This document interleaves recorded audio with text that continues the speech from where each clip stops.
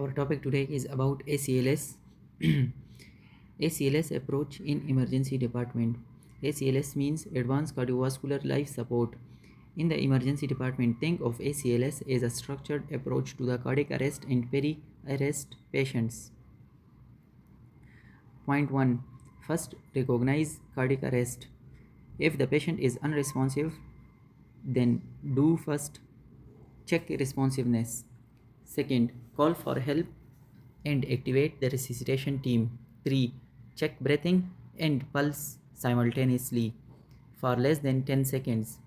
If no definite pulse, then start CPR immediately. 5. Attach cardiac monitors, defibrillator pads, oxygen saturation, BP, IV, and IO access. Do high quality CPR at the rate of 100 to 120 per minute. Depth should be 5 to 6 cm in adults. Allow chest recoil. Minimize interruptions. Avoid excessive ventilation. Number 2. Determine the rhythm. After the CPR, identify whether the rhythm is A. Shockable or B. Non-shockable. Shockable rhythm are VF ventricular fibrillation. Second, pulseless ventricular tachycardia. B. Non-shockable rhythms includes asystole and pulseless electrical activity. This is the major decision points in the ACLS algorithms. What to do in VF or pulseless VT? These are shockable rhythm. So the sequence should be do CPR, then give shock, then do again CPR, then check the rhythm and repeat. Give an unsynchronized defibrillation shock according to the defibrillators recommended biphasic energy. Immediately after the shock, resume CPR for 2 minutes. Do not stop to check the pulse immediately after the shock. During CPR, establish intravenous access. Give epinephrine 1 mg intravenous every 3 to 5 minutes. Consider advanced airway. Use waveform capnography if available. If VF or VT persist despite the defibrillation, give amiodarone 300 mg IV bolus. If needed a second dose, give amiodarone 150 mg IV. Lidocaine is an alternative antiarrhythmic. What shall we do in asystole or pulseless electrical activity? These are non-shockable rhythms. Do not use defibrillator immediately. Do CPR plus epinephrine. Give epinephrine 1 mg IV every 3 to 5 minutes. Continue CPR in 2 minutes cycles with rhythm checks every 2 minutes. The key is finding and treating the reversible cause. 5. Remember the 5 H's and 5 T's. What are the 5 H's? 5 H's includes H for hypovolemia. Give appropriate IV fluids or blood and control the bleeding. H for hypoxia. Give oxygenation and ventilation. H for hydrogen ion. Improve the ventilation or perfusion and treat the underlying cause. H for hypo or hyperkalemia. Correct the potassium abnormality. H for hypothermia. Active rewarming. 5 T's. T for tension pneumothorax. Immediate decompression. T for cardiac tamponade. Do pericardial drainage when indicated. T for toxins. Identify and treat the poisoning or overdose. T for thrombosis or pulmonary. Consider the massive pulmonary embolism. T for thrombosis coronary. Consider acute coronary occlusion. Do reperfusion strategy. Number 6.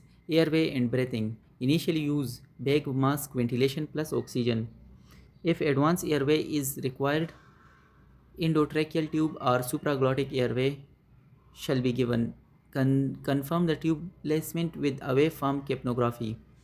Once an advanced airway is in place, continuous chest compressions plus 1 breath every 6 seconds. Capnography. ETCO2 is extremely useful during the CPR. It helps assess the quality of CPR, correct the airway placement, and rapid return of spontaneous circulation. A sudden sustained increase in ET's carbon dioxide can suggest return of spontaneous circulation ROSC. Don't use a single ETCO2 value alone to decide whether to terminate resuscitation. If resuscitation of circulation occurs, return of spontaneous circulation occurs. Now, ACLS changes from arrest management to post cardiac arrest care. Immediately reassess ABC, airway, breathing, circulation. Airway, ensure airway is patent. Confirm advance airway if present. Breathing, oxygenation and ventilation shall be given. Avoid both hypoxemia and excessive oxygenation. C. Circulation, monitor BP, IV access, and treat hypotension and fluids, and vasopressors shall be given as appropriate. Then attach 12-lead ECG. Identify STEMI or acute coronary occlusion when present. Check glucose, electrolytes, ABGs or VBGs as appropriate. Consider imaging and investigation for the cause of arrest. Manage temperature according to the current post-arrest protocols. Assess neurological status.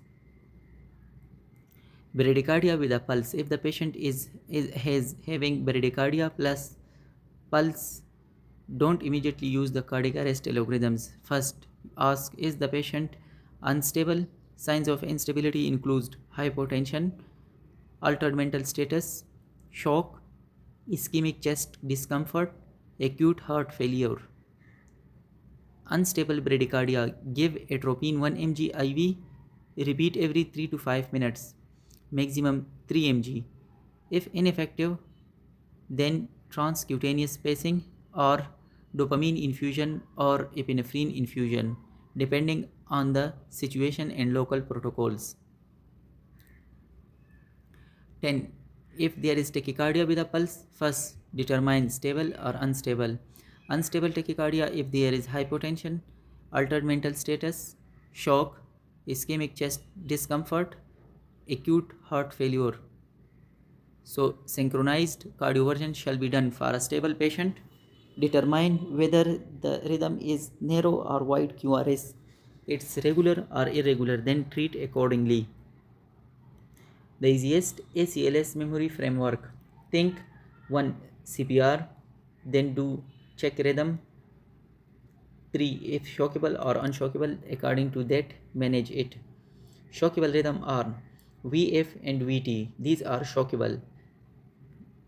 Then do CPR, then give epinephrine, then shock plus CPR, then give amiodarone or lidocaine, then search for 5Hs or 5Ts.